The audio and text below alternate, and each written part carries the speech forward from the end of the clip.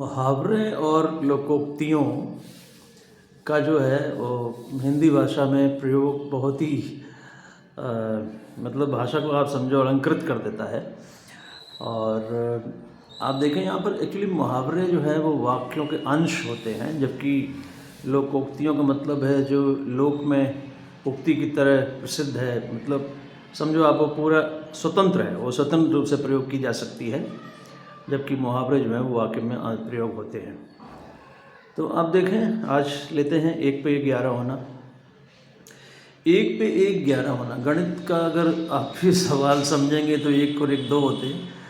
और 1 पे 11 का मतलब ये है कि संगठन में बड़ी शक्ति होती है।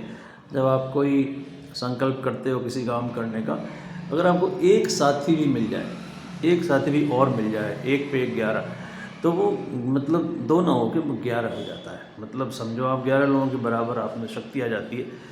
वो संगठन की शक्ति के लिए ऐसा कहते हैं।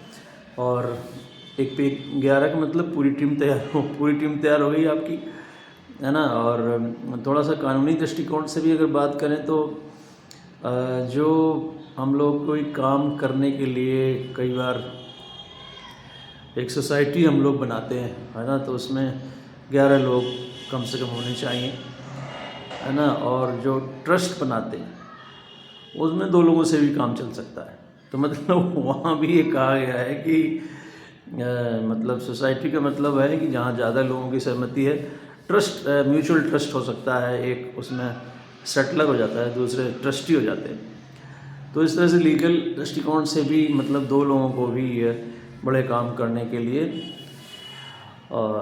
अधिकृत किया जा सकता है ट्रस्ट के तौर पर। सोसाइटी 7 11 जितने मेंबर्स भी हो, वो भी अलग अलग, यदि आप अपने कार्यक्षेत्र को बड़ा रखना चाहते हैं, मान लीजिए पैन इंडिया काम करना चाहते हैं, तो फिर जो है अलग अलग राज्यों से प्रतिनिधित्व जरूरी है।